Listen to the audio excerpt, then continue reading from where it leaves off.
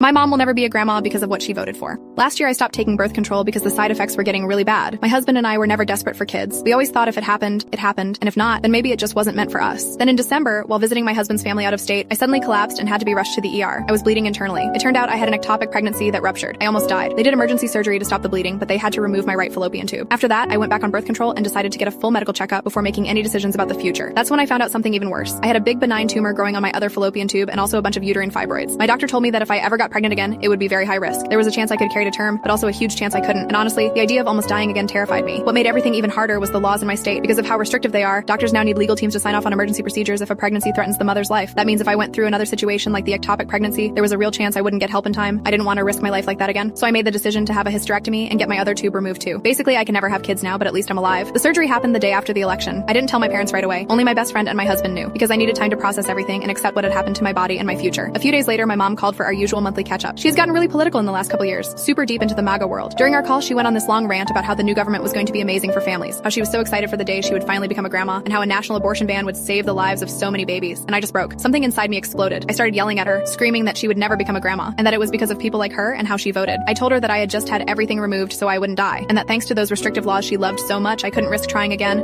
I was shaking with rage and pain, and after saying it, I just hung up. Then I had a full breakdown. A couple days later, my dad called. He's not political like her. He didn't vote the same way. He told me he was so sorry that I had to go through all of this and that he just wanted me to heal. But then he said I couldn't talk to my mom the way I did, that I owed her an apology. But here's the thing. I don't feel like I should apologize for the truth. The way I screamed, yeah, maybe I'll admit that was harsh, but the words themselves, every single one of them was real. My mom will never be a grandma, and part of the reason is because of the politicians she supported and the laws she voted for, and I don't think I should ever have to say sorry for that.